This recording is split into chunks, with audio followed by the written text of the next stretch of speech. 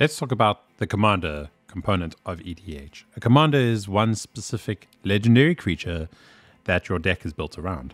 Now, typically you can pick any legendary creature you'd like, but Magic have given us a few different ways of mixing and matching and making that idea a little bit more interesting. In 2016, they introduced the concept of partner, and what partner was is a keyword that allowed you to have more than one creature with that keyword partner to be in the commander zone at the same time. This allowed you to mix and match these creatures to create interesting deck colors and different deck synergies. Wizards then in 2020 introduced the concept of companion. Companion is a legendary creature that can sit alongside your commander. These legendary creature companions introduce new rule sets for your deck. So for instance, Lurrus, in order for him to qualify as a companion, each permanent card in your starting deck had to have converted mana cost 2 or less. This also made it quite interesting in a way to build your deck and think about new strategies. Now, in 2022, we have the new concept of backgrounds being introduced in Baldur's Gate. And what are backgrounds? Well, backgrounds come alongside legendary creatures that are printed within the set. Now, these are all monocolored legendary creatures that will have the text choose a background on them. And from there, we can then pick from a selection of these backgrounds, which are enchantments that give special effects just like your companions would. You can cast them and then they affect the commander on which you've sort of selected. And this gives some nice diversity in the ways that we can build our decks once again. So very similar to partner and companion, backgrounds introduce this new concept. Now, you can have backgrounds in your 99. You can have these creatures that select backgrounds from your 99, but you can only have a creature that has select a background, and you can only have a background in your command zone if your creature has that text in it. Otherwise, you cannot just have, say, partners with a background and so on. So just keep that in mind as we get through these decks, because these decks will all introduce the concept of background and as an alternative to the commander. All right, the next deck is Mind Flayarrs. So this is pretty cool. I really love the horror creature type, so I'm hoping that we see a bit of horrors in here. Let's crack this thing open. Alright, so we have Dimir Commander. Alright, booster, whole bunch of promotional stuff. It all goes right back in the box. Let's look at these three things. Alright, so we have Captain Nathrod. Nagathrod. I don't know how to say that, but he is a legendary creature hard pirate. He's 3/6 and he costs 5 with 3 generic, 1 blue and 1 black. Horrors you control have menace. That's a really great sign that this deck is going to be full of horrors.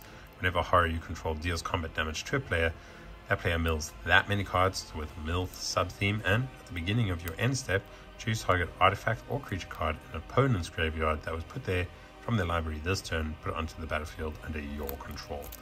Super, super cool. Alright, Captain Nathrod. We've already read through this. We have Zelek Sanity Freya. It's a mythic 2/3 for 3. Has Hive Mind. Whenever a player mills one or more creature cards, you create a 1/1 black horror creature token. Pay 1 and tap this creature, and you can have a player mill 3 cards, and you can choose a background. And the background that comes with this deck is Haunted One. It's a 3-mana legendary enchantment background. Commander creatures you own have, whenever this creature becomes tapped, it and other creatures you control that share a creature type with it each get +2/+0 and have Undying till the end of turn. This becomes really, really powerful, I think, because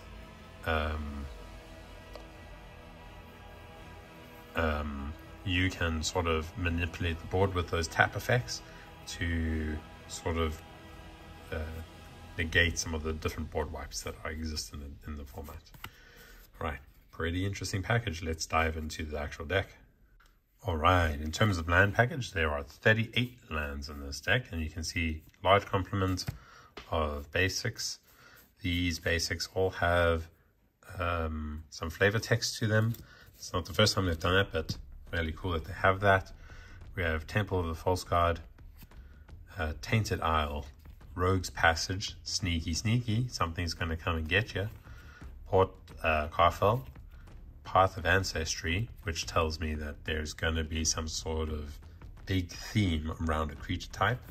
Myriad Landscape, Dimir Aqueduct, Ash Barrens, Temple of Deceit, Sunken Hollow, River of Tears, Nephalia Drownyard, Exotic Orchard, Drownyard Temple, Darkwater Catacombs, Creeping Tar Pit, Choke Estuary, and Command Tower with new art. So I think all of these Commander Legends, Commander decks all have the same sort of Command Tower printing, which is quite neat. Quite a nice complement of duels in here, but Dimir have quite a selection to go from.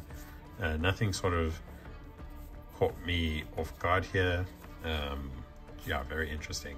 I think Creeping Tar Pit is just an elemental. It would have been neat if it would be a horror too. But 38 lands. Next up, we have all the multicolored spells. So in this deck, there are 5 of them. We have Drown on the Lock, counter magic. We have Extract from Darkness, which is a mill card. We have Consuming Aberration with a new artwork. Really neat. Like, how scary is that? Kind of looks creepy. Like how it's like pupils super tiny and a giant eye. Memory Plunder, which is also really interesting. You can like nab something that was put there in an opponent's graveyard. And then we have Nemesis of Reason, which also helps with the milling sort of sub-theme. All right, blue. The blue package in here is pretty neat. Some tricky things. Let's go through them quick. With Whole Breacher Horror, really neat reprint in CDH. This is a powerhouse in a few decks, so really cool. We have Aboleth Spawn. This is a new card. It has Flash as well. It's a 2/3 for 3, and it has Ward 2 and Probing Telepathy, which whenever a creature entering the battlefield under an opponent's control, it causes the triggered ability of that creature to trigger. You may copy that ability and choose new targets for the copy. So very interesting. I think I want to see this in play to understand like where it sort of sits in the power level. But yeah, tricky. Fact and Fiction, Endless Evil, also quite an interesting card this. So it's an enchantment. Aura, you put it onto a creature and it makes a copy of that creature each upkeep. And if that creature dies, you get to return this back to your hand. So you can do it again. So very neat. We have Grill Philosopher, also a new card. When it enters the battlefield and at the beginning of your upkeep, each horror you control gains activate abilities of target artifact an opponent controls until end of turn. You may spend blue mana as though mana of any color to activate those abilities. Once again, I don't know if this is going to have a whole bunch of utility, but very interesting. Psionic Ritual. We have Chasm Stalker, very cool horror. Does a lot. If unchecked, it can win games. Forgotten Creation, Fractured Sanctity, Grazalax, Ithalid Scholar. Whenever a creature you control becomes blocked, return it to your own hand. Whenever one or more creatures you control deal combat damage to a player, draw a card. Very cool. Leyline of Anticipation, Mind Flayer, Overcharge Amalgam, Pull from Tomorrow, Reflections of Ligeria, Sludge Monster, Wolf Infiltrator. I've watched a lot of Stranger Things recently, and I think this could be like quite a cool like feel for those sort of decks where you get these like kind of horror type creatures you'd expect to find in the Upside Down. All right, so that's the blue. Black package here. We have Brain Stealer Dragon. That's a new card. Flying at the beginning of your end step, exile the top card of each opponent's library. You may play those cards for as long as they remain exiled. If you cast a card this way, You may spend any mana of any color to cast it. Whenever non-land permanents an opponent owns enter the battlefield under your control, they lose life equal to its mana value. Very, very cool. If it was legendary, this might be quite a fun deck to actually build around, but alas. From the Catacombs, we have Ultrillion. I don't know how to say that, but this thing like makes loads of copies of itself. Kind of gets scary over a long period of time. So at the beginning of your end step, exile one target creature card from an opponent's graveyard. If you do, create a token that's a copy of this. And so these things get real big over a period of time, I think. We have Dorothy Horror, Duskmangler, Feed the Swarm. This is a great card. I'd put it into every single black deck or deck with black in it.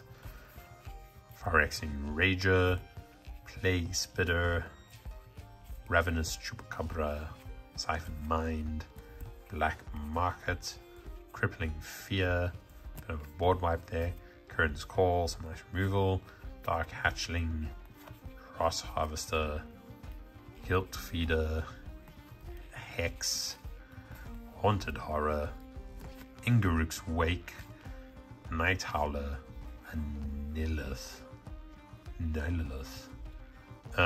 This is a 6-mana 4/4 as suspend, and then yeah, whenever a card is put into an opponent's graveyard from anywhere, if it's suspended, you may remove a time counter from it. So it's 7 suspend, but with the amount of mill and that sort of shenanigans, this will come out quite quick. But for 4/4/4, 6 seems like a card that you might take out. Sewer Nemesis, Obstacle Horror, and then Woe Strider. This does a lot of work in many decks. I've like sort of initially underestimated this card, and it's actually had me lose games because I just left it around thinking it wasn't going to do very much. But yeah, very, very cool card. All right, in terms of artifacts, we have Phyrexian Revoker, Psychosis Crawler, and Spellkite. These are fantastic horror cards, but also fantastic cards in general. Like all 3 of these cards, I'd run in this deck. I think these are all super good. We have Dimir Keyruin, Dimir Signet, Everflowing Chalice, a Herald's Horn, really nice card. Lightning Greaves, Mindcrank. Oh, so there's like a really cool combo with Mindcrank. So they're kind of alluding to that sort of thing, which also fits kind of nicely in a mill deck anyways. Soul Ring, Talisman of Dominance, Thought Vessel, Arcane Signet with a new art, and then a Mind Stone with a new art. Really nice artifact package there. Really cool deck. I like this deck. I'm keen on like going against somebody playing this deck. I think it's going to do work. There's a lot of like interesting mill cards that already exist in Dimir, and I think these cards are going to be nice support for those decks too. We have Danehiren Invoker Adept. It is a legendary creature, human wizard with haste. You may activate abilities of other creatures you control if those creatures had haste. And whenever you activate an ability this turn, by spending 4 or more mana to activate it, copy that ability. And then Severus, Nightmare Speaker. Legendary creature, Snake Cleric Warlock. Sacrifice another creature or artifact. For each opponent you mill a card, then return that card from your graveyard to your hand unless that player pays 3 life. Choose a background. This would be really cool in this deck too. 2 pretty badass cards. Looks like this one doesn't have a foil treatment, but this one does. This one has. It's really hard to tell. I can only tell because of the words being foil. This one not. Great. So that is Mind Flayarrs. I think really cool. Nice color scheme. Mill, can't go wrong in Dimir. There's going to be lots of support for this deck. Super cool. A huge shout out to the Luck Shack for getting me these cards ahead of time.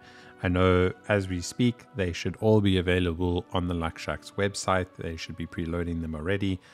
I get these ahead of time, so before they're available for the general public here in South Africa.